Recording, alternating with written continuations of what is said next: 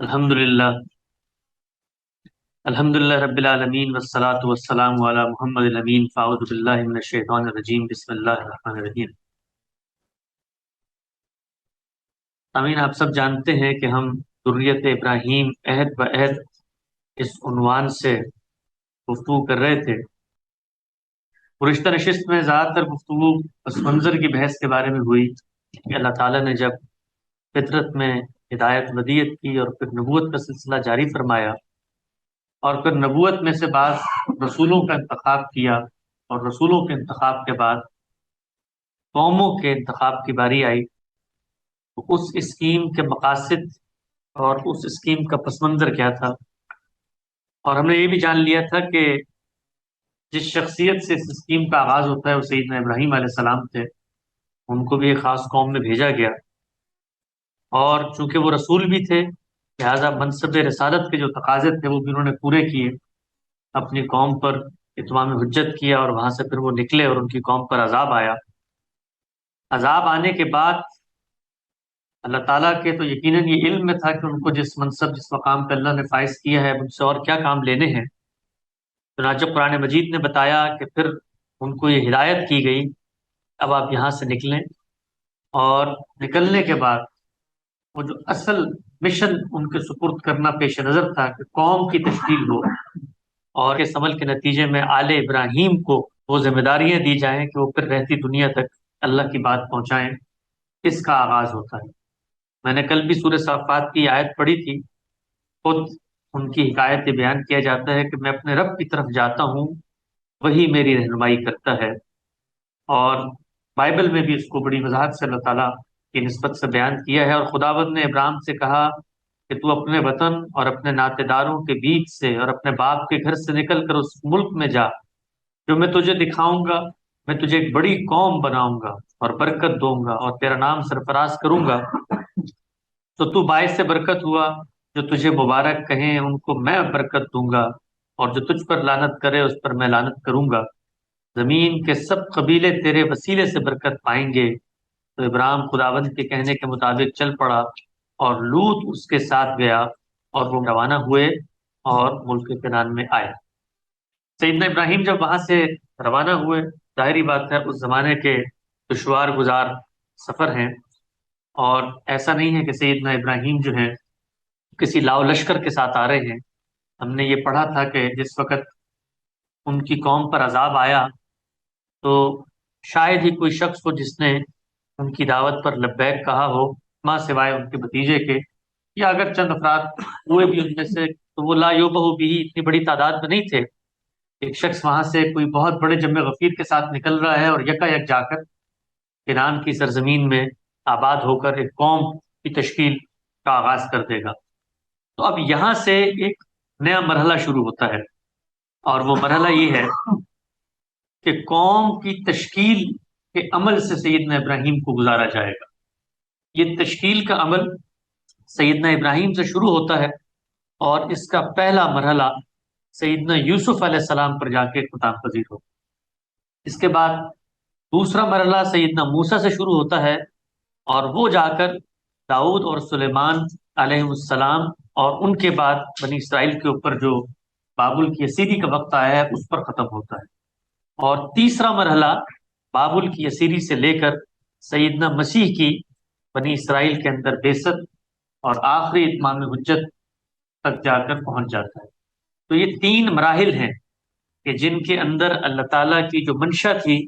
کہ قوم بنے، قوم کو ذمہ داریاں دی جائیں، قوم ان ذمہ داریوں کو ادا کرے، قوم کی تربیت کی جائے، قوم کو تیار کیا جائے، اس پروسیس سے گزرا۔ اور جیسا کہ میں نے گزشتہ گفتگو میں بتایا تھا کہ اللہ تعالیٰ کا ہر معاملہ اسی تدریج سے گزرتا ہے۔ اللہ تعالیٰ کے یہاں کوئی بھی معاملہ جو زمین پہ ہو رہا ہو وہ الٹپ نہیں ہو جاتا، وہ انسان کی تخلیق اور پیدائش کے مراحل سے لے کر جو کچھ اللہ تعالیٰ کی منشا ہے کہ انسان اس پہ عمل کرے، اس میں ایک تدریج ہے، اس میں مراحل ہیں، کیونکہ اس کو زمین پر انسانوں نے پورا کرنا ہے۔ تو قوم بننے کا یہ عمل ہے جس کا آغاز ہوتا ہے۔ سیدنا ابراہیم جب نکلے ہیں تو اب نکلنے کے بعد کہا یہ جاتا ہے، مختلف تاریخی روایات ہیں کہ وہ گئے ہیں کنعان کے اس علاقے میں، یہ فلسطین کی سرزمین ہے، اور اس کے کسی قصبے میں جا کر آباد ہوئے، لیکن وہاں پر قحط شروع ہو گیا۔ پھر وہاں سے انہوں نے کچھ دنوں کے لیے سفر کیا، مصر کا سفر، اس کی روداد ہمارے سامنے آتی ہے۔ لیکن یہ ساری کی ساری جو روداد ہے تاریخی پہلو سے تو اہمیت رکھتی ہے، لیکن آپ کا جو مشن ہے اس میں یہ کوئی نیا معلوماتی اضافہ نہیں کرتی۔ ہم یہ دیکھتے ہیں کہ مسیحیوں کا جو لٹریچر ہے اس میں یہ جو درمیان کا وقفہ ہے کہ جب سیدنا ابراہیم وہاں سے نکل کے ایران کی طرف گئے ہیں اور پھر کچھ عرصے بعد دوبارہ سے مصر کی طرف گئے ہیں اور مصر سے پھر واپس آئے ہیں، اس عرصے میں لٹریچر میں یہ کوشش کی گئی ہے کہ سیدہ ہاجرہ کے بارے میں کچھ غلط فہمیاں پیدا کی جائیں۔ اس کی کیا وجوہات ہیں، کیسے یہ مخاصمت خود جو تورات کے لکھنے والے ہیں یا بائبل کے مورخین ہیں ان کے پیدا ہوئی، وہ انشاءاللہ آگے زیر بحث آئے گی۔ لیکن ایک جھلک میں آپ کو دکھا رہا ہوں کہ سیدہ ہاجرہ کے بارے میں آپ نے بہت کچھ سن رکھا ہوگا کہ وہ شاید سیدنا ابراہیم کی بیوی نہیں تھی بلکہ وہ ان کی لونڈی تھی، اور اس طریقے سے ان سے جو آگے معاملات ہوئے ان کو لوگوں کی نظر میں مشکوک کرنا یا لوگوں کی نظر میں اس کا منظر جھکانا، اس کی بھی ایک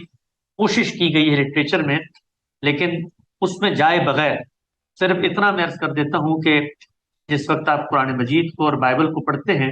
یہ جو سارا پروپیگنڈا کیا جاتا ہے سیدہ ہاجرہ کے بارے میں، بالخصوص اس دور میں جب وہ مصر گئے ہیں، اور بہت ساری کہانیاں ہیں بائبل میں، اس سے ان کو ڈیمونائز کرنے کی کوشش کی گئی ہے۔ لیکن ہمارے یہاں بہت علماء نے اس کے بارے میں لکھا بھی ہے، بہت اچھی کتاب ہے مولانا عنایت رسول چڑیا کوٹی کی النصوص الباحرہ فی حریت الحاجرہ۔ اس میں انہوں نے بائبل ہی سے اقتباسات جمع کر کے بتایا ہے کہ یہ جو کہانیاں سنائی جاتی ہیں سیدہ ہاجرہ کے بارے میں اس کی کوئی حقیقت نہیں ہے۔ اس کے بعد ہم یہ دیکھتے ہیں کہ جو ایک بڑا واقعہ سیدنا ابراہیم علیہ السلام کی زندگی میں رونما ہوا ہے وہ یہ ہے کہ اللہ تعالیٰ نے جو وعدہ ان سے کیا تھا کہ آپ کی ذریت میں اس عہد کو آگے لے کر بڑھا جائے گا اور آپ کی آل کا انتخاب کیا جائے گا، تو سیدنا اسماعیل کی پیدائش ہوتی۔ ہم یہ جانتے ہیں کہ خود بائبل کی تصریحات ہیں کہ سیدنا ابراہیم عمر کے خاصے حصے میں کھڑے ہوئے تھے جس وقت سیدنا اسماعیل کی پیدائش کے بارے میں ان کو اطلاع دی گئی۔ 86 سال کا ایک عدد آتا ہے کہ آپ کی عمر تھی جس وقت سیدنا اسماعیل علیہ السلام کے بارے میں یہ کہا گیا۔ خود قرآن مجید میں بھی اس کا ذکر ہے، سورہ صافات میں ارشاد ہوا ہے کہ پروردگار مجھے ایک بیٹا عطا کر جو صالحوں میں سے ہو۔ اس دعا کے جواب میں ہم نے اس کو ایک حلیم بردبار لڑکے کی بشارت دی۔ اس کی تفصیل بھی بائبل میں نقل ہوئی ہے۔ الفاظ ہے کہ ابراہیم نے کہا اے خداوند، خدا تو مجھے کیا دے گا کیونکہ میں بے اولاد ہو جاتا ہوں۔ تب خداوند کا کلام اس پر نازل ہوا اور اس نے فرمایا جو تیرے صلب سے پیدا ہوگا وہی تیرا وارث ہوگا۔ اور وہ اس کو باہر لے گیا اور کہا اب آسمان کی طرف نگاہ کر اور اگر تو ستاروں کو گن سکتا ہے تو گن۔ اس نے کہا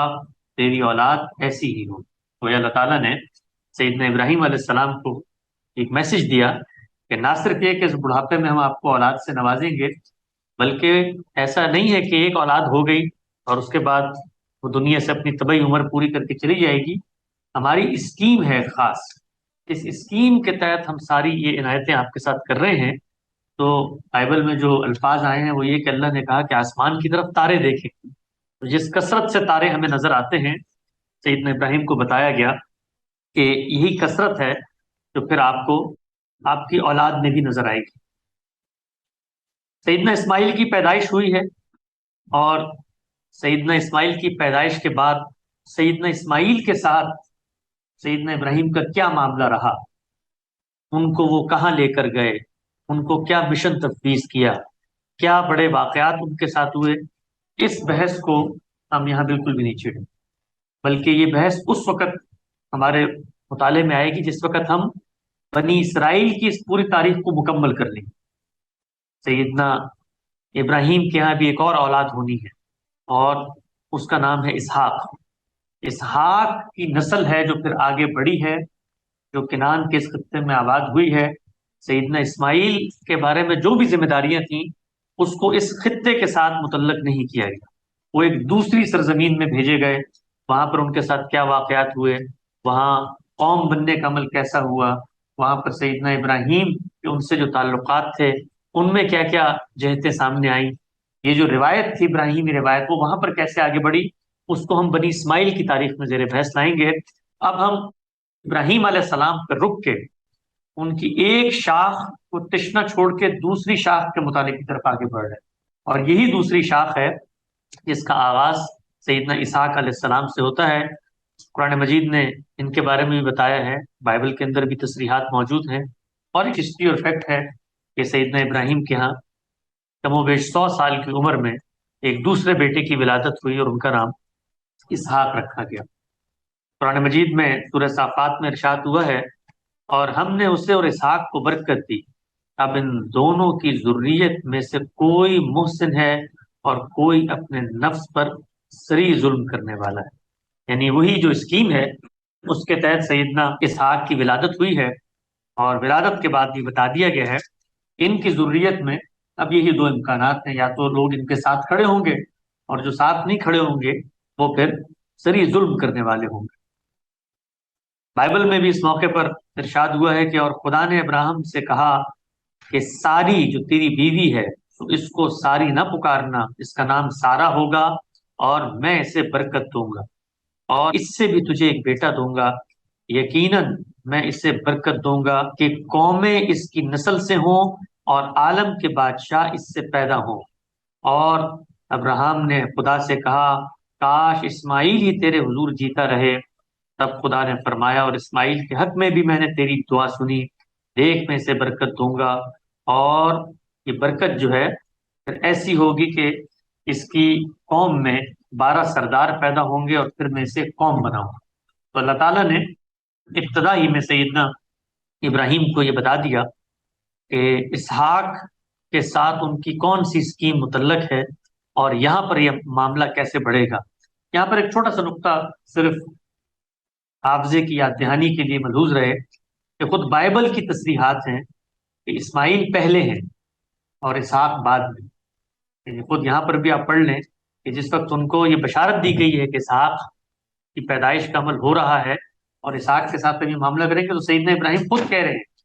کہ میری تو یہ خواہش تھی کہ اسماعیل ہی تیرے حضور جیتا رہتا۔ گویا سیدنا اسماعیل علیہ السلام کی پیدائش خود بائبل کے لٹریچر کے مطابق پہلی پیدائش ہے، پہلے ہوئی ہے۔ اور آپ جب پڑھیں گے بنی اسماعیل کے ساتھ جو واقعات ہوئے، اس میں ایک بڑا عظیم واقعہ ہے،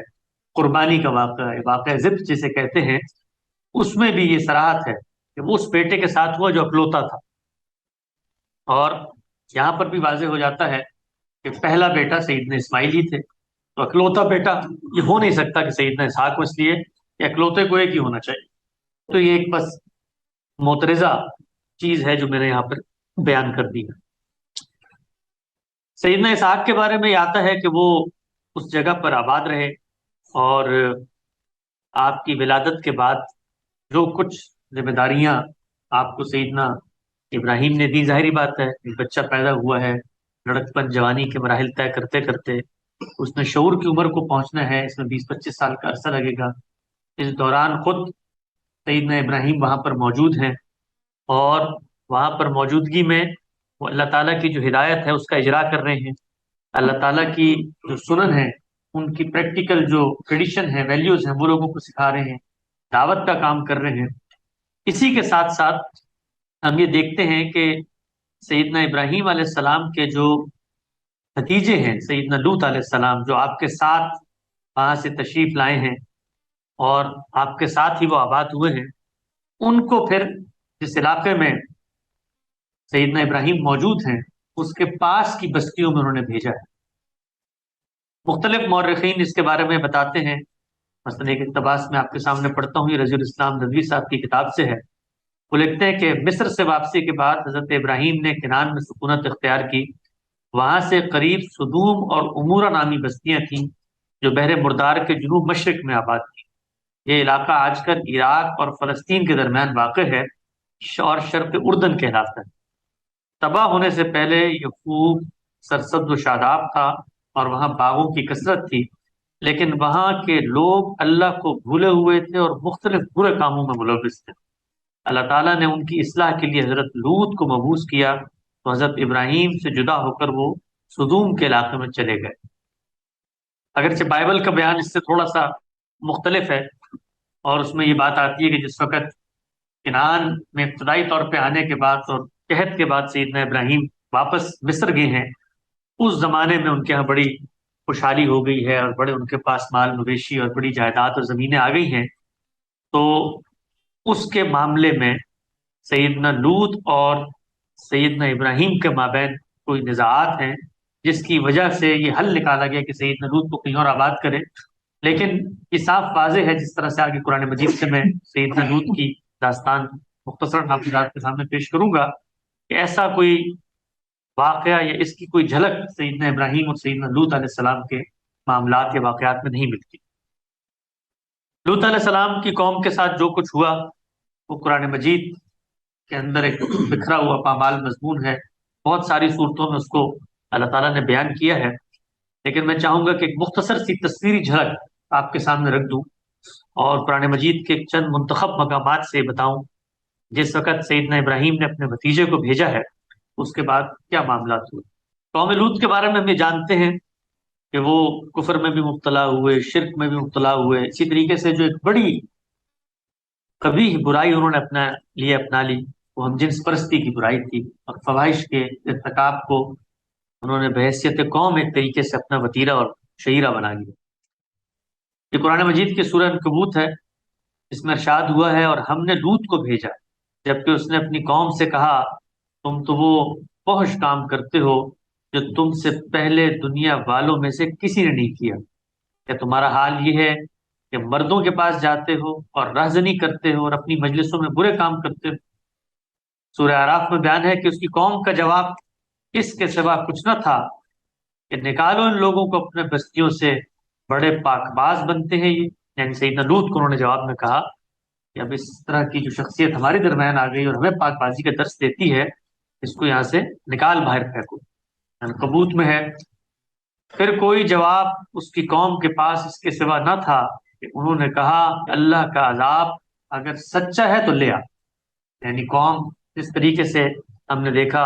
پہلے عاد کی قوم، سمود کی قوم، صالح کی قوم، اور جس طریقے سے خود سیدنا ابراہیم کی قوم نے ایک طریقے کی سرکشی اختیار کی، وہی معاملہ یہاں بھی ہے، سورہ عنکبوت ہی میں ہے۔ اور جب ہمارے فرستادہ ابراہیم کے پاس بشارت لے کر پہنچے انہوں نے اس سے کہا ہم اس بستی کے لوگوں کو ہلاک کرنے والے ہیں، اس کے لوگ سخت ظالم ہو چکے ہیں۔ یہاں پر یہ چیز بھی ملحوظ رہے کہ جس مشن پہ سیدنا ابراہیم نے سیدنا لوط کو بھیجا ہے، ایسا نہیں ہے کہ سیدنا ابراہیم اب اس مشن سے کوئی علیحدہ ہیں یا دستبردار ہیں، بلکہ ایک طریقے سے وہ اس کو دیکھ رہے ہیں، اس کی ایک طرح سے نگرانی کر رہے ہیں، اور خدا تعالیٰ کی خود قرآن میں بھی ہے اور بائبل میں بھی ہے، اس قوم کے بارے میں بھی بہت سارے معاملات اور مکالمات ہیں جو سیدنا ابراہیم تک پہنچائے جا رہے ہیں کہ یہ معاملات ہو رہے ہیں اور ہم یہ کرنا چاہتے ہیں۔ اسی طریقے سے یہ سورہ عنکبوت ہی میں ہے، ارشاد ہوا اور جب ہمارے فرستادہ ابراہیم کے پاس بشارت لے کر پہنچے تو انہوں نے کہا ہم اس بستی کے لوگوں کو ہلاک کرنے والے ہیں، اس کے لوگ سخت ظالم ہیں۔ سورہ زاریات میں ہے ابراہیم نے کہا اے فرستادگان الہی آپ کو کیا مہم درپیش ہے؟ انہوں نے کہا ہم ایک مجرم قوم کی طرف بھیجے گئے ہیں تاکہ اس پر پکی ہوئی مٹی کے پتھر برسا دیں تو آپ کے رب کے ہاں سے حد سے گزر جانے والوں کے لیے نشان زدہ ہے۔ گویا عذاب کی ایک نوید سنا دی گئی، فرشتوں کی اطلاع پہ ظاہری بات ہے سیدنا ابراہیم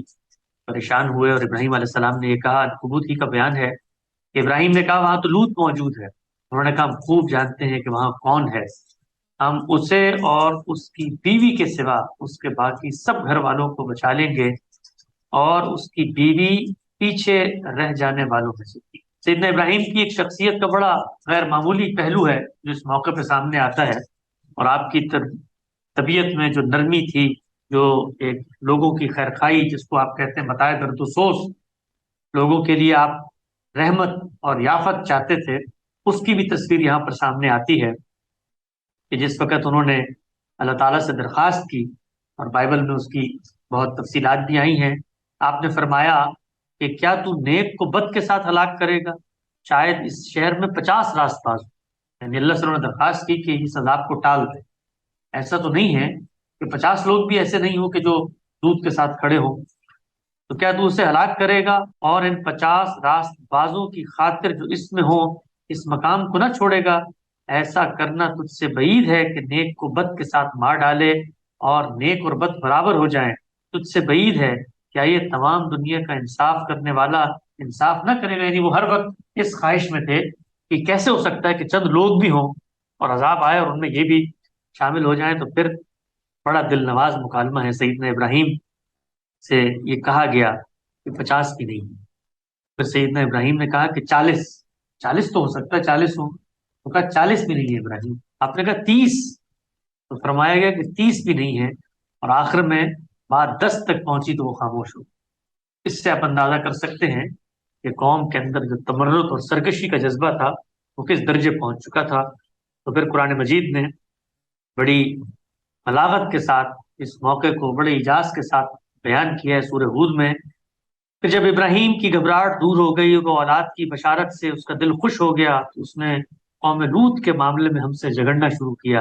حقیقت میں ابراہیم بڑا حلیم اور نرم دل آدمی تھا اور ہر حال میں ہماری طرف رجوع کرتا۔ آخر کار ہمارے فرشتوں نے اس سے کہا، ابراہیم اس سے باز آ جاؤ، تمہارے رب کا حکم ہو چکا ہے، اور اب ان لوگوں پر عذاب آ کر رہے گا جو کسی کے پھیرے سے نہیں پھر سکتا۔ یہ بھی آپ نے دیکھا کہ ابراہیم علیہ السلام کے دور ہی میں، جو اس وقت تشکیل کا دور ہے، ابتدا کا دور ہے، اور اس میں ان کی یہ خواہش ہے کہ ارد گرد کے جو علاقے ہیں، ارد گرد کی جو بستیاں ہیں، وہاں پر بھی اس معاملے کو آگے بڑھایا جائے، اور اپنے بھتیجے سیدنا لوط کو انہوں نے وہاں پہ بھیجا ہے، اور پھر سیدنا لوط کی قوم کے ساتھ جو جو وہاں پر معاملات ہوئے ہیں اس کی بھی تفصیل آپ کے سامنے ہے۔ اس کے بعد سیدنا ابراہیم کا جتنا وقت باقی رہا اس میں انہوں نے کوشش کی کہ اللہ تعالیٰ کی جو ہدایت ہے، جو اللہ تعالیٰ کی دین کی منشا ہے، جو عملی نظائر اور چیزیں اللہ تعالیٰ چاہتے ہیں، ان کو وہ دنیا تک پہنچائیں، اور اپنا طریقہ یا اپنی ملت کی تشکیل کے عمل کا آغاز کریں، کیونکہ آگے جو بھی قوم بنے گی اس قوم نے کوئی ٹریڈیشن فالو کرنا ہوگا، کچھ طریقوں کو فالو کرنا ہوگا، ان طریقوں کی بنیاد رکھی جائے۔ آپ نے،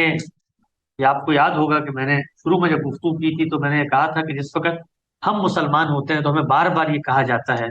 کہ ملت ابراہیم کی پیروی کرو، اور خود پیغمبر کو قرآن مجید میں کہا گیا کہ انتبع ملت ابراہیم حنیفا۔ تو یہ جو ملت ابراہیمی ہے یہ کیا چیز ہے، اور ملت کا لفظ کیا ہوتا ہے جس کی تشکیل سیدنا ابراہیم نے کی، اور وہ کیا اجزاء ہیں جن کو وہ اپنے ٹریڈیشن کے طور پہ چھوڑ کر دنیا سے رخصت ہوئے، اس کی ایک تصویری جھلک دکھا کر ہم انشاءاللہ آگے بڑھیں گے، اور پھر یہ دیکھیں گے کہ سیدنا ابراہیم کے بعد جو قوم کا تشکیلی دور ہے اس کے اندر کیا معاملات پیش آئے۔ تو ملت کا یہ لفظ قرآن مجید میں بھی کئی مقامات پر آیا ہے، اور اس کا مطلب کیا ہوتا ہے؟ اس کا مطلب ہوتا ہے ٹریڈیشن، طریقہ کار، ان کی روش، ان کا راستہ، ان کا اپنایا ہوا طرز عمل۔ خود قرآن مجید میں جب ان کو یہ کہا گیا وَقَالُوا كُونُوا هُودًا أَوْ نَصَارَىٰ تَهْتَدُوا قُلْ بَلْ مِلَّةَ إِبْرَاهِيمَ حَنِيفًا، یہودی کہتے ہیں کہ یہودی ہو تو راست پاؤ گے، مسیح کہتے ہیں کہ مسیح ہو تو ہدایت ملے گی، ان سے کہو بلکہ سب کو چھوڑ کر ملت ابراہیمی کے رستے پر کھڑے رہو۔ یہ ملت جو ہے وہ رستہ ہے، اور لغت میں یہ سنت کے معنی میں آتا ہے، طریقے کے معنی میں آتا ہے۔ جو آپ لوگ عام طور پہ سنتے ہیں، خود ہمارے مکتب فکر کی زبانی، سنت کیا ہے؟ دین ابراہیمی کی وہ روایت بظاہر سننے میں بڑی اجنبی بات لگتی ہے کہ بھئی ہم تو دین شروع کر رہے ہیں رسول اللہ صلی اللہ علیہ وسلم سے، تو اصل میں یہی وہ پس منظر کی چیز ہے جو پھر اس سے کنیکٹ ہوتی ہے۔ تو خود قرآن مجید نے یہ لفظ اختیار کیا اور رسول اللہ کو کہا کہ آپ انہی کی ملت کی پیروی کریں۔ یہ ملت کا لفظ اور بھی کئی جگہوں پہ قرآن مجید میں آیا ہے، فرمایا کہ انی ترکت ملت قوم لا یؤمنون۔ خود سیدنا یوسف کے بارے میں انہوں نے کہا کہ میں ان لوگوں کی ملت کو چھوڑ کے جا رہا ہوں۔ ان لوگوں کی ملت کو مطلب وہ لوگ جو ایمان نہیں لاتے، وہ لوگ کہ جن کا رستہ ایمان سے منافی کھڑا ہوا ہے۔ اس طرح شعیب علیہ السلام کی قوم میں الغرض بے شمار مقامات پہ قرآن مجید میں ملت کا لفظ استعمال ہوا ہے، اور جو لوگ قرآن مجید کے الفاظ اور اس کے معنی پر استدلال کا علم رکھتے ہیں انہوں نے بتایا ہے کہ یہ ملت کا جو لفظ ہے یہ اصل میں طریقے کے معاملے، ٹریڈیشن کے معاملے میں، اور ایک پورے کے پورے نظام کے معاملے میں آتا ہے۔ اس ملت کے جو بنیادی اجزاء تھے اس کا ایک مختصر خلاصہ پیش کر کے ہم انشاءاللہ بحث کو آگے بڑھائیں گے۔ اس میں سب سے بنیادی حیثیت توحید کو حاصل تھی، یعنی توحید اصل میں سررشتہ تھا۔ جس زمانے میں سیدنا ابراہیم علیہ السلام کی بعثت ہوئی، ہم یہ دیکھتے ہیں کہ اکناف عالم میں، اقصائے جہاں میں، ہر طرف شرک کا دور دورہ ہے، اور انسانیت نے جیسے شرک کو عالمگیر مذہب کے طور پہ ایک طرح سے قبول کر، ہر جگہ پہ مختلف شرک کے ورژنز ہیں، اور ایک علاقے کا شرک دوسرے علاقے سے مختلف ہے، اور پھر ان جو مشرکانہ روایات ہیں ان کو پھر طاقت اور غلبہ بھی حاصل ہو گیا، وہاں پر ان کی سلطنتیں قائم ہو گئیں، بادشاہتیں قائم ہو گئیں۔ تو سیدنا ابراہیم نے جو پوری کوشش کی وہ توحید کے ابلاغ کی کوشش ہے، اسی لیے آپ دیکھیں ہر جگہ پر ان کے بارے میں یہ صفت بیان کی جاتی ہے کہ وہ تو نہ یہودی تھے، نہ وہ نصرانی تھے، مسیحی تھے، بلکہ وہ تو دین حنیف پر کھڑے ہوئے، بالکل سیدھے رستے پر کھڑے ہوئے تھے۔ تو سیدھے رستے کی جو بنیادی عنصر ہے وہ توحید ہے۔ قرآن مجید کے بے شمار مقامات ہیں، آپ حضرات چاہیں تو اس کا بالاستقصاء مطالعہ بھی کر سکتے ہیں۔ بے شمار جگہوں پہ سیدنا ابراہیم کی دعوت ہی کے ذیل میں بتایا گیا کہ سیدنا ابراہیم علیہ السلام توحید کی بات کر رہے ہیں۔ دوسری چیز رسالت، یعنی سیدنا ابراہیم چونکہ خود رسول تھے، اور رسول بننے کے بعد خود آپ کی موجودگی میں ایک دوسرا رسول آپ کی تائید اور تصدیق کے ساتھ وہاں پہ مقرر تھا، اسی طریقے سے آپ کو امام الرسول کا درجہ دیا گیا۔ تو رسالت کا جو پورا کا پورا کانسیپٹ ہے اور رسول کیا کرتے ہیں، اس کی بھی ایک پوری کی پوری رداد ہے جو آپ کو سیدنا ابراہیم کی پوری دعوت میں ملتی ہے۔ سورہ مریم میں اس کا ذکر ہے، سورہ انبیاء میں ہے، سورہ القبوت میں ہے، بڑی تفصیل سے سورہ صافات میں بھی اس کو ذکر کیا گیا ہے۔ وہ بتاتے ہیں کہ اللہ کا رسول کیا ہوتا ہے، کیا کرنے آتا ہے، اور وہ کیسے منتخب ہوتا ہے، اور اس کی حیثیت کیا ہوتی ہے، اور پھر جب اس کو آگ میں آپ ڈال دیں تو تب بھی اللہ تعالیٰ کے حکم اور اذن سے وہ بچ جاتا ہے۔ تو توحید اور رسالت، اس کے بعد جو ان کی پوری دعوت کے اندر ایک چیز نمایاں اور روشن نظر آتی ہے وہ ہے نماز۔ یعنی خود ابراہیم علیہ السلام کو سورہ ابراہیم میں ذکر کیا گیا ہے کہ یہ حکم دیا گیا اور کہا گیا کہ تم نماز پڑھو۔ یعنی بیت اللہ کی تعمیر، ابھی ہم اس طرف جا نہیں رہے تو خود سیدنا اسماعیل کے وہاں پر آباد کرنے کے بعد کیا معاملات ہوئے، لیکن جو کچھ معاملات ہوئے اس میں نماز کی بڑی اہمیت ہے۔ تو سورہ ابراہیم میں اس کو بیان کیا ہے، سورہ بقرہ میں اس کو بیان کیا ہے، سورہ حج میں اس کو بیان کیا ہے، سورہ اعلیٰ میں اس کو بیان کیا ہے۔ ہر جگہ پر آپ کو یہ ملتا ہے کہ سیدنا ابراہیم کے ٹریڈیشن میں نماز کی ایک بڑی اہمیت ہے۔ اسی طریقے سے قربانی، اس کے بارے میں تو کچھ بتانے کی ضرورت ہی نہیں، اس لیے کہ آج بھی ہم سب قربانی کر ہی رہے ہوتے ہیں، اور قربانی کے بارے میں ایک ہی لفظ ہے جو ہمارے ہر بچے کی زبان پہ ہوتا ہے کہ سنت ابراہیمی۔ گویا ابراہیم علیہ السلام سے اس ٹریڈیشن کا آغاز ہوتا ہے، اور قربانی کا یہ واقعہ، اس کا آغاز کیسے ہوا، کب ہوا، وہ چونکہ بنی اسماعیل سے متعلق ہے اور اس قربانی کے واقعے کو ایک سنت بنا دیا گیا، وہ انشاءاللہ بنی اسماعیل کے متعلق ہم زیر بحث لائیں گے۔ لیکن چونکہ اس وقت ہم سیدنا ابراہیم کی وفات سے پہلے ان کی ملت کے احوال کو مختصراً جان رہے ہیں، ایک جھلک اس کی بھی آپ کے سامنے آ جائے۔ اسی طریقے سے ختنہ، یعنی ختنے کے بارے میں یہ ہم سب جانتے ہیں کہ یہ اس کا آغاز رسول اللہ صلی اللہ علیہ وسلم سے نہیں ہوا، بلکہ یہ بھی ملت ابراہیمی کی بنیادی ایک جہت ہے جس کے بارے میں یہ بتایا جاتا ہے کہ اس کا آغاز بھی سیدنا ابراہیم علیہ السلام سے ہوا۔ میں ایک مختصر سا اقتباس آپ کے سامنے رکھتا ہوں جس سے آپ کو یہ اندازہ ہوگا کہ ابتدا میں نے ایک بات کہی تھی کہ جتنے مراسم عبودیت ہیں، جتنے ریچولز ہیں، جتنی سنتیں ہیں، ہم ان کو ادا کرتے ہیں، یہ جو سنتیں ہیں ان کے پیچھے جو مقصد کار فرما ہے، ان سنتوں کی جو اپسٹمولوجی ہے، ان سنتوں کی جو حقیقت ہے، وہ ہمیں اس وقت نظر آتی ہے کہ جس وقت ہم پیچھے جا کے، جس وقت ان سنتوں کا اجرا ہوا ہے، جس وقت یہ سنتیں شروع ہوئی ہیں، اس وقت ہم اس کو دیکھیں، تب ہمیں اس کی حقیقت سمجھ میں آئے گی۔ ورنہ آپ یہ دیکھیے بہت سارے ریچولز ہمارے یہاں جاری ہیں، لیکن ہم اس کو بطور ایک رسم کے کر رہے ہوتے ہیں، اس کی حقیقت ہم پہ واضح نہیں ہوتی۔ تو یہ جو میں نے بتایا کہ ملت ابراہیمی کے اندر یہ ساری چیزیں جاری ہیں، تو ختنے کو ایک ہم بنیاد بنا کر صرف یہ سمجھنے کی کوشش کرتے ہیں کہ یہی مطالعہ پھر دین کے ایک عارف کو، دین کے ایک عالم کو ان تمام سنتیں، ان کی حقیقت کو جاننے کے لیے خود الہامی لٹریچر میں جا کے کرنا پڑے گا۔ ختنے کے بارے میں آپ دیکھیے کہ ابراہیم علیہ السلام کی ملت کا ایک اہم عنصر ہے، بائبل میں ہی ہے، اور حضرت ابراہیم ختنے کا ذکر کرتے ہیں اور یہ بیان کرتے ہیں کہ یہ ایک عہد کی علامت ہے۔ یعنی ہمارے یہاں تو ختنہ ایک مسلمان گھر میں آپ پیدا ہوتے ہیں اور کر دیا جاتا ہے، لیکن ایک پورے عہد کی علامت کے طور پہ اس کو جاری فرمایا گیا ہے۔ تو ارشاد ہوا ہے کہ تب ابراہیم سرنگو ہوگا، اور خدا نے اس سے ہم کلام ہو کے فرمایا، میں اپنے اور تیرے درمیان اور تیرے بعد تیری نسل کے درمیان ان کی سب پشتوں کے لیے اپنا ایک عہد جواب دہی ہوگا، جسے باندھوں گا تاکہ میں تیرا اور تیرے بعد کی نسل کا خدا رہوں،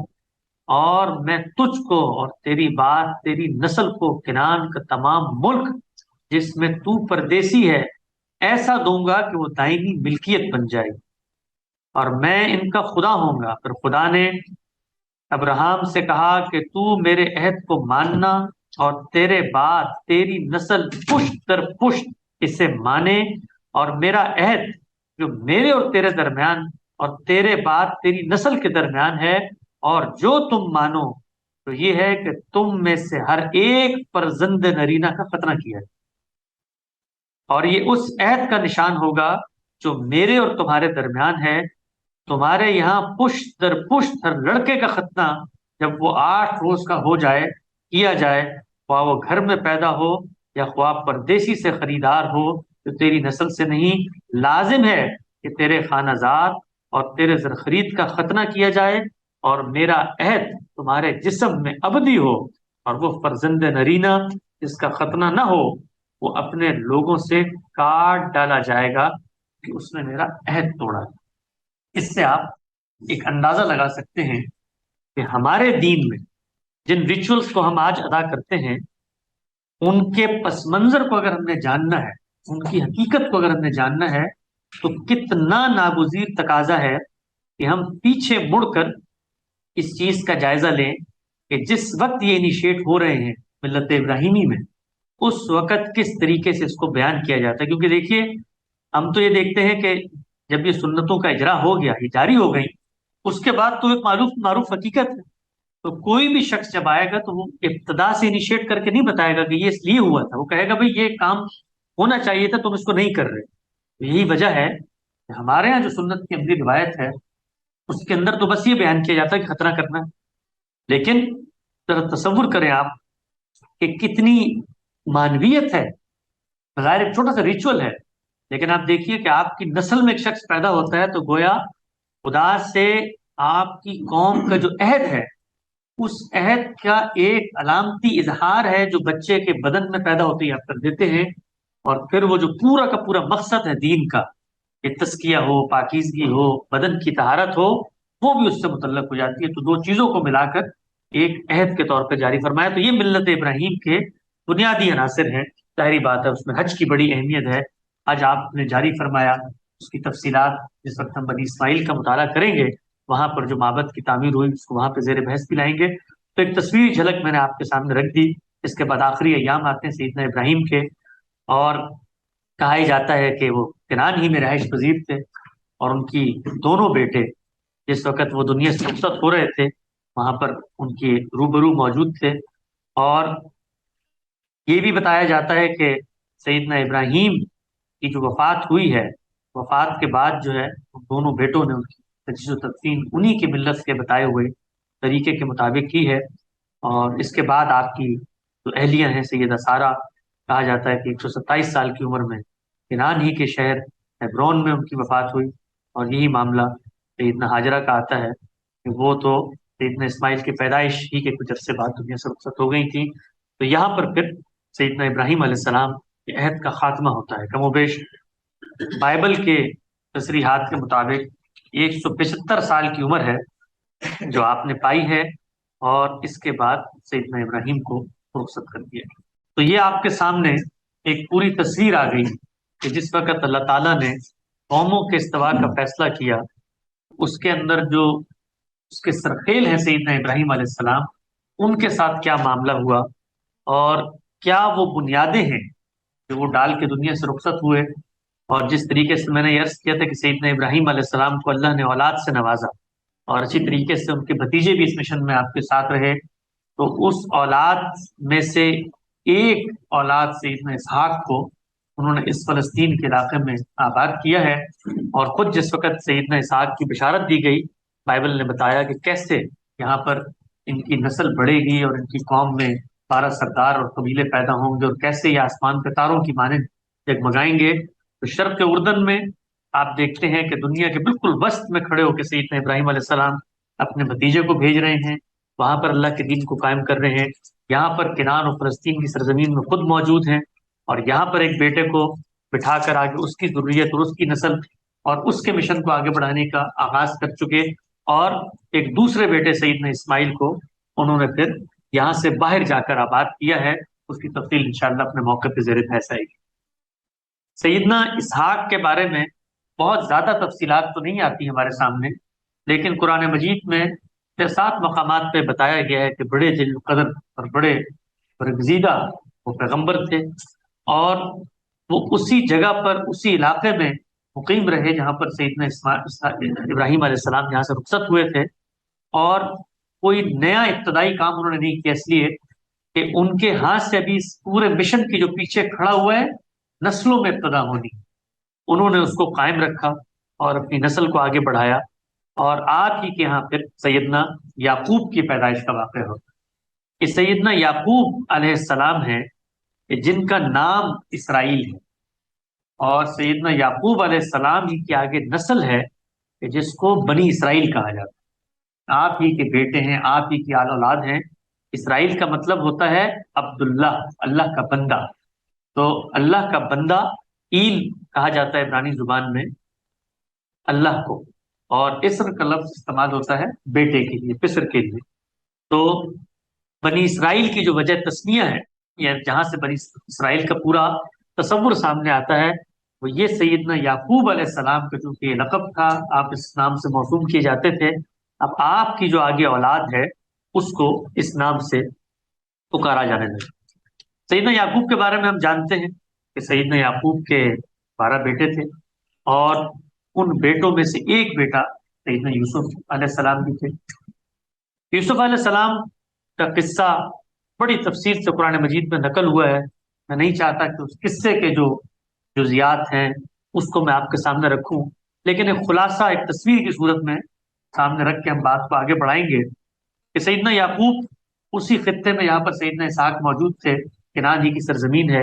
دعوت و ارشاد کا کام کر رہے ہیں، اپنے بچوں کی تعلیم و تربیت کا کام کر رہے ہیں، اور اس شعور کے ساتھ کر رہے ہیں کہ اللہ کی چونکہ ان تک وحی آ رہی ہے، اللہ نہ جانے کس کو ان کی ضروریت میں سے انتخاب کر لے، اور یہ بھی اللہ نے بتا دیا تھا کہ اللہ ظالموں میں سے کسی کا انتخاب نہیں کرے گا، تو یہ عمل ایک فطری طور پہ وہاں پہ جاری ہے۔ وہاں پر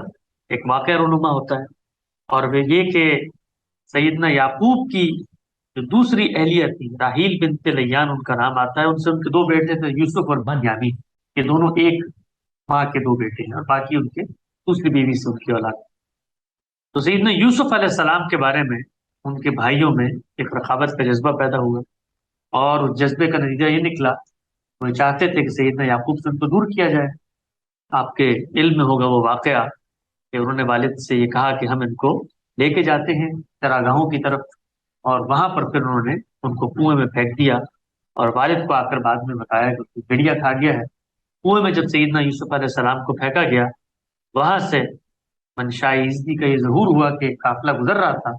اس قافلے نے ان کو دیکھا، اور اس طریقے سے وہ قافلہ ان کو لے کر اپنے ساتھ مصر لے گیا، اور مصر میں پھر ان کو بیچا گیا، اور بیچتے بیچتے کرتے کرتے جو وہاں کی رجیم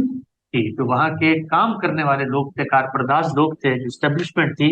ان کے احاطے میں وہ چلے گئے، یعنی جن لوگوں نے ان کو پھر خریدا، وہ خرید کے ان کو اس سلطنت کے درباروں تک ان کی پہنچ ہو گئی، اور اس طریقے سے گویا وہاں کی جو ملت کے رؤسا تھے، یا ملت کے جو سربراہ یا بادشاہ تھے، ان کے ارد گرد کی جو خواتین تھی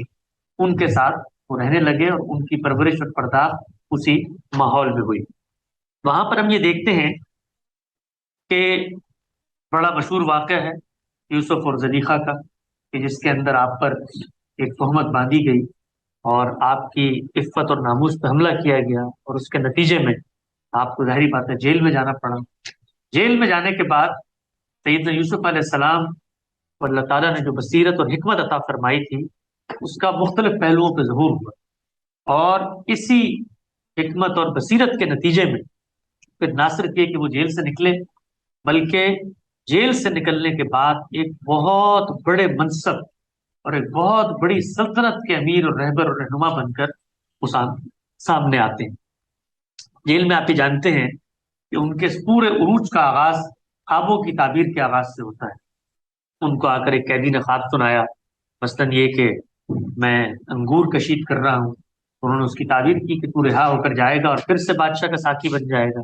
ایک نان پوش نے یہ خواب سنایا کہ میں بیٹھا ہوں، میرے سر پہ روٹیاں ہیں اور اس سے جو چڑیاں ہیں وہ روٹیاں چپ کے کھا رہی ہیں۔ اس کی انہوں نے تعبیر بتائی کہ تو یہیں پہ رہے گا اور تجھے سزا ہوگی اور پھر اس کے بعد پرندے تیرا گوشت کھائیں گے۔ تو آپ کی ایک شہرت ہے جو پھر ارد گرد پھیلنی شروع ہو گئی، اور پھر وہ واقعہ بھی قرآن مجید میں نقل ہوا ہے کہ کس طرح بادشاہ نے اس وقت خواب دیکھا، اور آپ کی تعبیر سے وہ اتنا متاثر ہوا۔ مشہور واقعہ ہے کہ اس نے دیکھا کہ 7 دبلی گائیں 7 موٹی گایوں کو کھا رہی ہیں۔ تو انہوں نے اس کی تعبیر کی کہ بھئی قحط کا زمانہ آئے گا، تو اس زمانے میں اگر تم نے اپنی پناہ کرنی ہے، اپنے آپ کو بچانا ہے، تو یہ جو اچھی 7 فصلوں کا زمانہ ہے اس میں سے سارے دانے نہ نکالو، اور جتنا تمہیں ضرورت ہے اتنا نکالو اور باقی اس میں چھوڑ دو، اور جب قحط کا زمانہ آئے گا انہی خوشوں میں سے، انہی بالیوں میں سے وہ سامان نکال کے تم کھاؤ۔ تو ایک تعارف ان کا وہاں پر جو اس زمانے کی اسٹیبلشمنٹ تھی، اس زمانے کے جو رؤسات تھے، اس زمانے کی جو رجیم تھی، ان میں اس حیثیت سے ہوا کہ وہ غیر معمولی آدمی، اور پھر اس پر جو چیز ان کو کلائمیکس پہ پہنچاتی ہے وہ یہ کہ پوری ملت کو ایک طریقے سے انہوں نے قحط سے بچا لیا۔ تو اس کا پھر نتیجہ یہ نکلا کہ اس زمانے میں جو لوگ موجود ہیں انہوں نے سیدنا یوسف کو ایک بڑی جائیداد، بڑی جاگیر اور بڑا علاقہ تفویض کر دی۔ اس کی تفصیلات بھی بائبل میں بھی اور تورات میں نقل ہوئی ہیں، کچھ میں یہاں پڑھ دیتا ہوں۔ اور یوسف نے اپنے باپ اور اپنے بھائیوں کو ملک مصر کی ایک بہترین زمین جو رامسیس کی زمین تھی، جیسا فرعون نے کہا تھا، بٹھایا اور انہیں اس کا مالک بنا دیا۔ اور یوسف نے اپنے باپ اور اپنے بھائیوں اور اپنے باپ کے سب گھرانے کے لوگوں کو وہاں پر رکھا اور ان کی پرورش کی۔ تو رات میں یہ بات آتی ہے کہ حضرت یوسف علیہ السلام کو جس وقت بادشاہ نے خوش ہو کر سرزمین عطا کی، اس کے بعد پورے واقعات ہیں کس طریقے سے انہوں نے اپنے بھائیوں کو وہاں بلایا، اور اس کے ذریعے سے پھر سیدنا یعقوب علیہ السلام کو اطلاع ہوئی۔ تو خود تورات کی صراحت ہے کہ پھر پورے خاندان کو آپ نے منتقل کر، اور کہا جاتا ہے کہ 68 کے قریب لوگ تھے جو ان کے خاندان کے جو کنان میں آباد تھے، ان کو وہ وہاں سے اٹھا کر مصر میں لے آئے، اور مصر میں جو ان کو جائیداد کے، مصر میں جو ان کو سرزمین ملی تھی اس میں وہ آباد ہوئے۔ اور بائبل ہی میں صراحت ہے، اور اسرائیل نے مصر کی زمین میں جشن کے ملک میں سکونت کی، اور وہ وہاں ملکیتیں رکھتے تھے، اور وہ بڑھے اور بہت زیادہ ہوئے، اور یعقوب مصر کی زمین میں 70 برس جیا، تو یعقوب کی ساری عمر 143 برس کی ہوئی۔ تو سیدنا یعقوب بھی تشریف لے آئے، اور باقی سیدنا یعقوب کی جو آل اولاد تھی آگے ان سے ان کے بچے اور ان کے پوتے پوتیاں بڑے ہو رہے تھے، تو تقریباً 70 کے قریب لوگوں کو انہوں نے وہاں پر آباد کیا، اور ایک بڑا علاقہ ان کو مل گیا۔ یہ سوال ذہن میں آتا ہے اکثر لوگوں کے کہ یہ کیسے ہوا کہ ایک شخص کو بادشاہ نے مثلاً ساری کی ساری سلطنت ایک رات میں سونپ دی؟ بظاہر عقل میں یہ ناقابل فہم بات لگتی ہے۔ تو جو تصویر سامنے آتی ہے وہ یہ ہے کہ ایسا نہیں ہے کہ پوری کی پوری سلطنت میں گویا وہ ایک طرح سے امیر بن گئے، بلکہ ہم نے یہ دیکھا ہے جس طرح خود ہمارے ملکوں میں بھی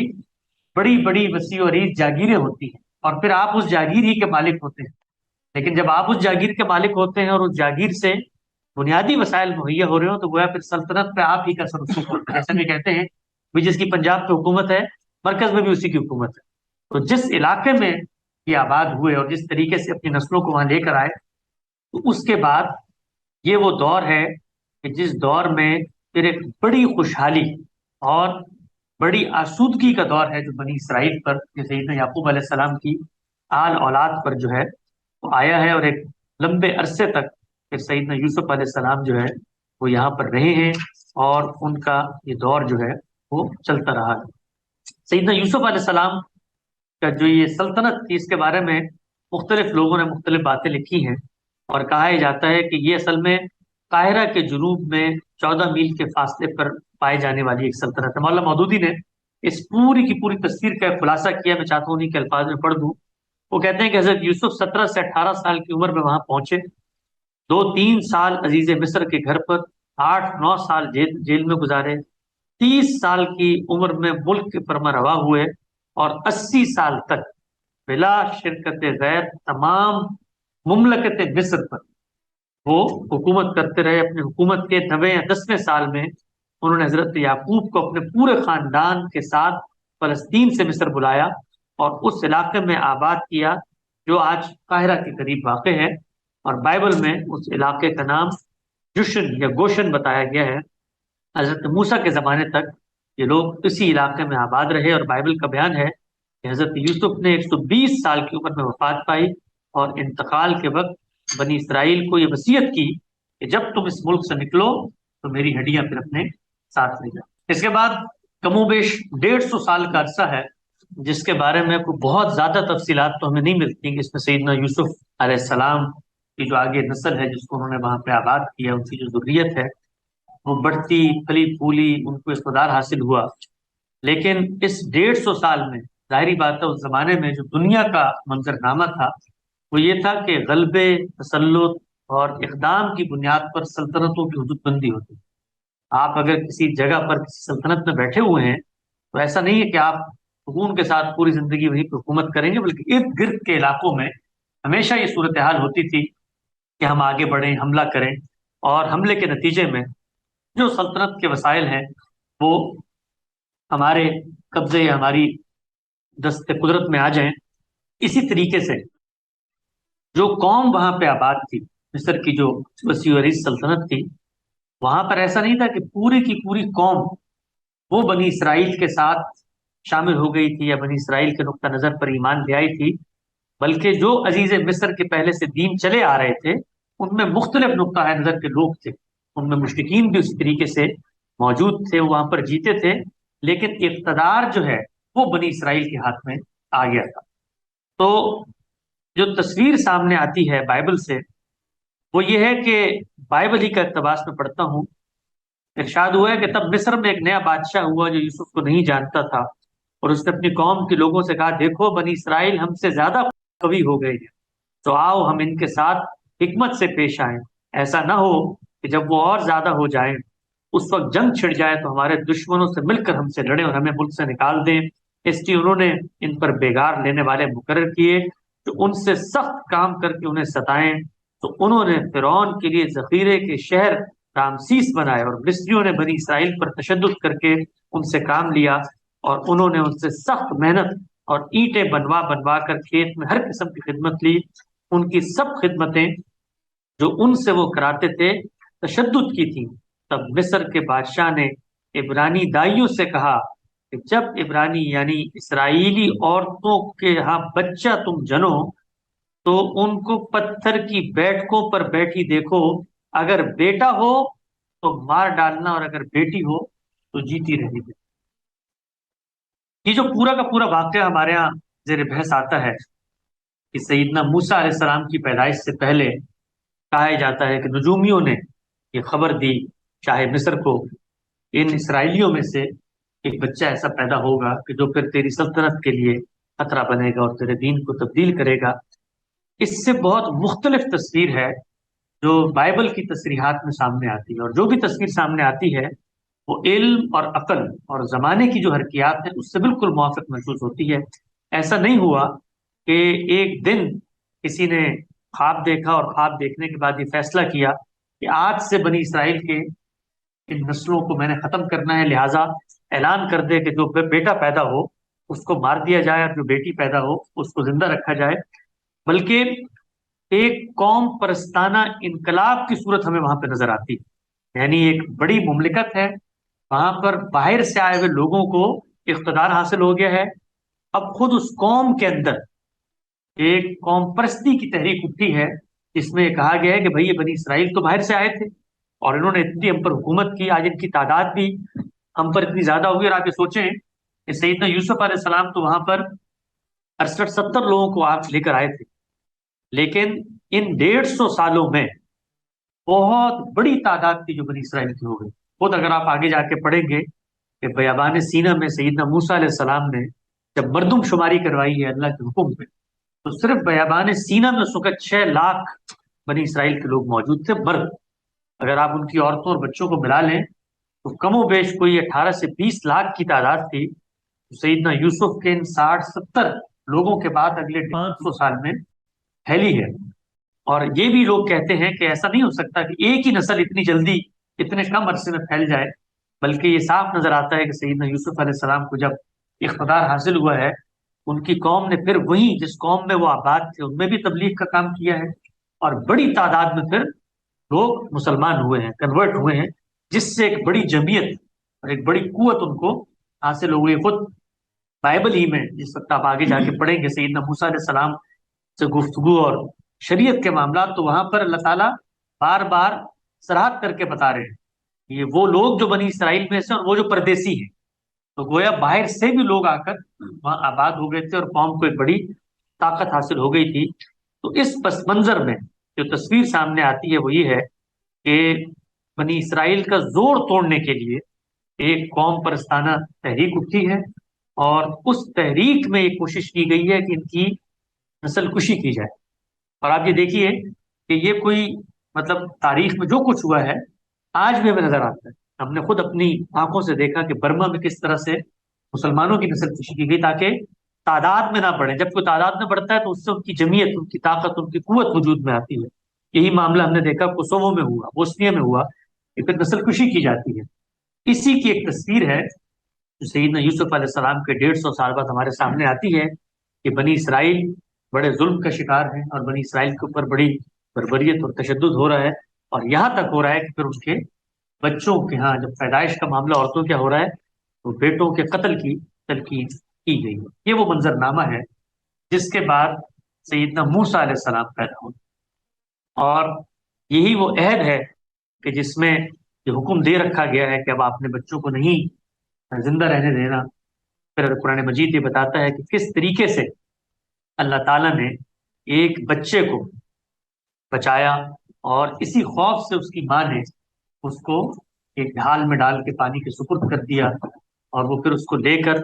اسی شاہ مصر کے جو اسٹیبلشمنٹ کے گھر تھے وہاں پر کسی خاتون کے ہاتھ وہ لگا، اور کرتے کرتے انہی گھرانوں کے اندر پھر سیدنا موسیٰ علیہ السلام کی پرورش ہوئی۔ اور پھر سیدنا موسیٰ کی جب پرورش ہوئی ہے اس کے بعد سیدنا موسیٰ علیہ السلام نے بھی جو بنیادی مشن ان کے سپرد کیا گیا وہ یہ تھا کہ یہ جو قوم یہاں پر اب آباد ہے اور اس قدر مظالم کے اندر پڑی ہوئی ہے، کس طریقے سے اس قوم کو یہاں سے نکال کر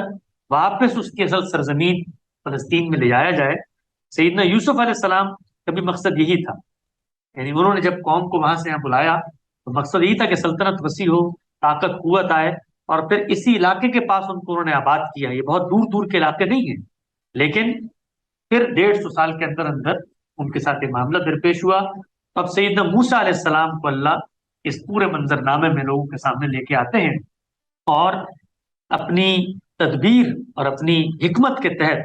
اور وہی قانون جس کے تحت وہ چاہتے ہیں کہ قوم کی تشکیل ہو اور قوم کی صورت میں وہ آگے ذمہ داریاں لے، تو آپ یہ دیکھیں گے کہ سیدنا موسیٰ علیہ السلام کا یہ دور ہے کہ جس کے اندر پھر بطور قوم ان کی تشکیل کا نہ صرف ایک عمل بھی ایک طریقے سے پورا ہوا،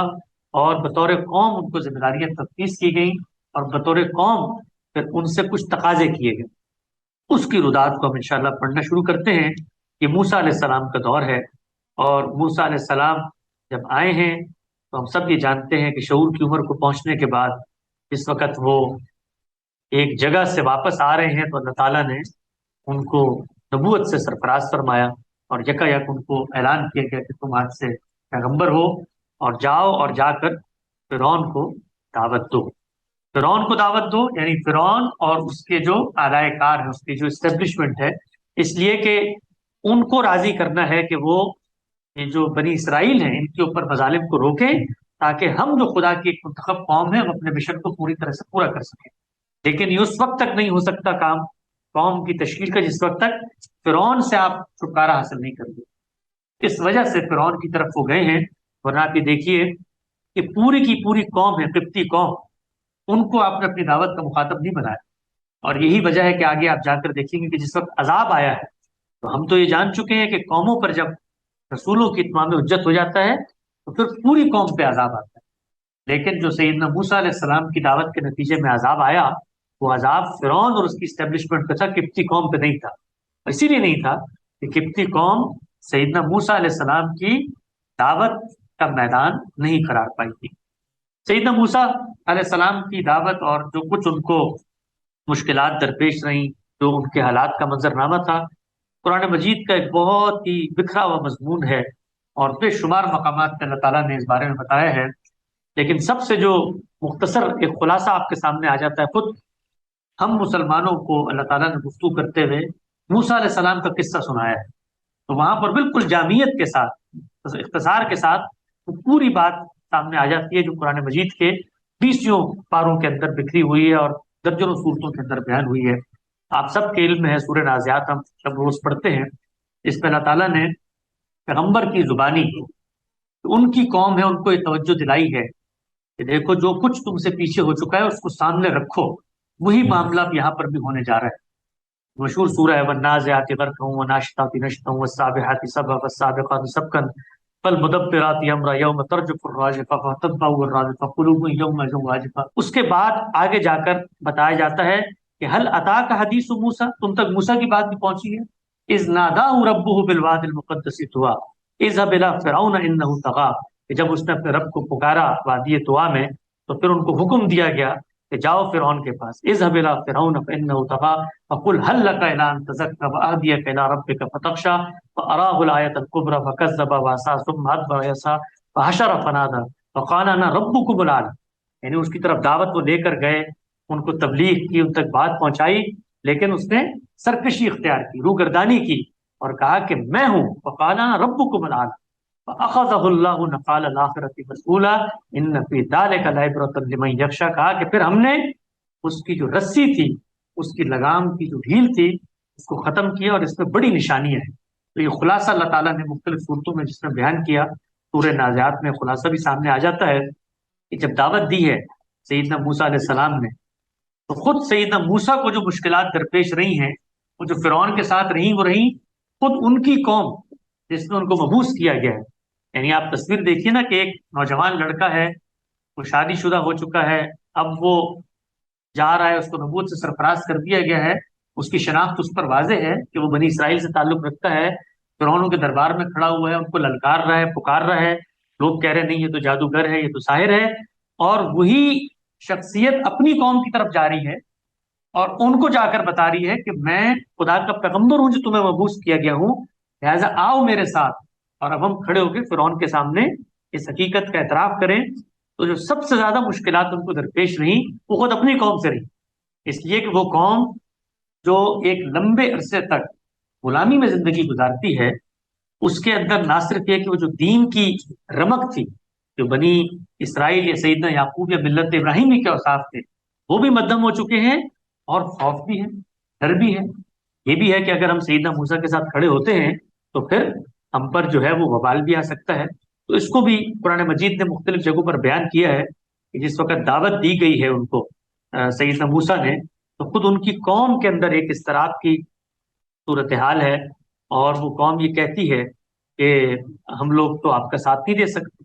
और ये जो कुछ आपके साथ होने वाला है इसका वबाल तो हम पर भी आएगा। तो इरशाद हुआ है, ये सूरह कसस है, कि फिर जब मूसा ने उन लोगों के पास हमारी खुली हुई निशानियां लेकर पहुंचा तो उन्होंने कहा ये कुछ नहीं मगर बनावटी जादू और ये सब बातें तो हमने अपने बाप दादा के जमाने से सुन रखी हैं। उन्होंने इनकार किया और फिर इसके बाद फरमाया सूरह कसस ही में, और फिरौन ने कहा है अहले दरबार, मैं तुम्हें सिवा किसी को खुदा नहीं जानता। और फिर उसने आगे बताया कि अगर कोई मूसा का खुदा मौजूद है तो बड़ी इमारतें बनाओ ताकि मैं वहां जाकर उसको देख भी लूं। तो हर जगह पर एक इस्तकबार का रवैया है जो हमारे सामने आता है और खुद जो अल्लाह ताला की मशीयत है वो इसमें रूब अमल होती है। और हम ये देखते हैं कि किस तरीके से सैयदना मूसा को अल्लाह ताला जो है वो फिरौन के इस पूरे के पूरे चुंगल से आज़ाद करता है और अल्लाह ताला ने इसको कई जगहों पर बयान किया। और सूरह बकरा में उसका सबसे बलीग इब्तिरा आ जाता है, नज्जयनाकुम मिन आलि फिरऔन यसुमूनकुम सुअल अज़ाब युज़ब्बिहूना अब्नाअकुम व यस्तहयूना निसाअकुम व फ़ी ज़ालिका बलाउन मिन रब्बिकुम अज़ीम। अल्लाह की इस नेमत को याद करो कि जिस वक्त अल्लाह ने तुम्हें मूसा की पूरी कौम को बचाया और वो बचाने के बाद तुम्हें मिस्रियों के और इनके जुल्म से आज़ाद करवा के वो ले गया। और खुद कुरान मजीद में अल्लाह ताला ने یہ بتایا ہے سیدنا موسیٰ کو، ایک وقت ہم نے ٹھہرا دیا اور اس وقت یہ حکم دیا بنی اسرائیل جو کچھ وہاں پر آباد تھے، اور خود سیدنا موسیٰ کو کہ اب آپ یہاں سے نکلیں۔ یہ سورہ شعراء میں اس کا ذکر ہے، ارشاد ہوا ہم نے موسیٰ کو وہی بھیجی کہ راتوں رات میرے بندوں کو لے کر نکل جاؤ،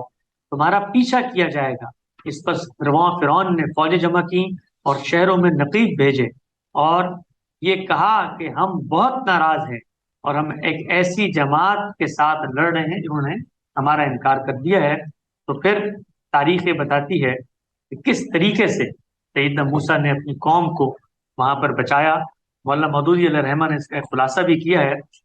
کیسے سیدنا موسیٰ ان کو نکال کر لے کر گئے۔ وہ لکھتے ہیں کہ اس زمانے میں نہر سوئس تو موجود نہ تھی، بحر احمر اور بحر روم جو میڈیٹرینین سی ہے اس تک کا پورا علاقہ کھلا ہوا تھا، مگر اس علاقے کے تمام رستوں پر فوجی چھاونیاں تھیں جن سے بخیریت نہیں گزرا جا سکتا تھا۔ اس لیے موسیٰ نے بحر احمر کی طرف جانے والا راستہ اختیار کیا۔ غالباً ان کا یہ خیال تھا کہ سمندر کے کنارے کنارے چل کر جزیرہ نما سینا کی طرف نکل جائیں گے، لیکن ادھر سے فرعون نے لشکر عظیم لے کر تعاقب کیا اور ٹھیک اس موقع پر آ پہنچا جب یہ قافلہ بھی سمندر کے ساحل پر ہی تھا۔ سورہ شعراء میں بیان ہوا ہے کہ مہاجرین کا قافلہ لشکر فرعون کے درمیان بالکل گھر چکا تھا، یعنی ہر طرف سے وہ آ چکا تھا۔ این اس وقت اللہ تعالیٰ نے حضرت موسیٰ کو حکم دیا کہ اضرب بعصاک الحجر، یعنی اپنا ایک عصا ہے اس کو آپ ماری، اور پھر اس کے بعد کیا ہوا کہ سمندر پھٹ گیا اور اس کا ایک ٹکڑا بڑے ٹیلے کی طرح کھڑا ہو گیا یوں بیچ سے، اور بیچ میں صرف یہی نہیں کہ قافلے کے گزرنے کا رستہ نکل آیا، بلکہ بیچ کا یہ حصہ اوپر کی آیات کے مطابق خشک ہو کے ایک سوکھی سڑک بن گئی۔ گویا سمندر کے بیچ سے اللہ تعالیٰ نے ان کو نجات دی، ان کو بچایا۔ اور یہ جو اللہ کی رحمت ہے، اللہ تعالیٰ کی خاص تائید ہے، اسی پس منظر میں ہے کہ میں نے ایک منتخب قوم کو آگے لے کے جانا ہے، وہ منتخب قوم جب ہمت کرے گی، حوصلہ دکھائے گی، میرے مشن کے مطابق کھڑی ہوگی، تو پھر میری طرف سے تائید آئے گی۔ اس طرح آپ کو یاد ہوگا ابتدا میں ہم نے پڑھا تھا کہ تیرے دشمن آئیں گے تو ایک رستے سے، لیکن بھاگیں گے سات سات رستوں سے، اور اگر تو دین پر قائم رہتا ہے تو پھر اللہ کی غیبی تائید اور نصرت جو ہے وہ تجھے حاصل ہوگی۔ تو یہ وہ مقام ہے کہ جہاں پر آ کر ہمیں یہ معلوم ہوتا ہے کہ پھر سیدنا موسیٰ دوبارہ سے اس قوم کو مصر سے نکال کر واپس فلسطین میں لے جا کر آباد کرنے کے لیے اسی مشن پر سرگردہ ہو گئے ہیں۔ اس کے بعد کیا ہوا، سیدنا موسیٰ نے کس طرح سے قوم کی تشکیل کی، کب انہیں شریعت عطا کی گئی، پھر ان کی جو اپنی قوم تھی اس کے اندر کیسے فتنے پیدا ہوئے، کیسے انہوں نے انحراف کیا، اس انحراف کا ان کو کیا نتیجہ جو ہے وہ بھگتنا پڑا، اور پھر اللہ تعالیٰ کے جو انعامات اس قوم پر ہوئے، اللہ تعالیٰ کی جو غیبی تائید اس قوم کو حاصل رہی، اس کا نتیجہ کیا نکلا۔ سیدنا موسیٰ علیہ السلام کے بعد پے در پے قرآن مجید کہتا ہے کہ انبیاء کا ایک سلسلہ یہاں پہ جاری فرمایا گیا، تو اسی قوم کو آ کے پھر مختلف چیزوں کی تعلیم دیتے تھے، لیکن ہم دیکھتے ہیں کہ بہت لمبے عرصے تک یہ قوم ایک غلامی کی زندگی گزارتی رہی، اور پھر کیسے اسی قوم کے اندر سے اللہ تعالیٰ نے دو ایسی شخصیات کو پیدا کیا جنہوں نے دوبارہ سے اس قوم کو بام عروج تک پہنچا دیا، سیدنا داؤد اور سیدنا سلیمان۔ اور پھر داؤد پہ علیہ السلام کے دور کے بعد دوبارہ کیسے ان پر پستی کا دور آیا اور سیدنا مسیح کا دور شروع ہوا۔ انشاءاللہ اس پورے منظرنامے کو ہم آگے زیر بحث لائیں گے۔ ہمارا وقت یہاں پہ ختم ہوتا ہے۔ اقول قولی ھذا واستغفر اللہ لی ولکم ولسائر المسلمین۔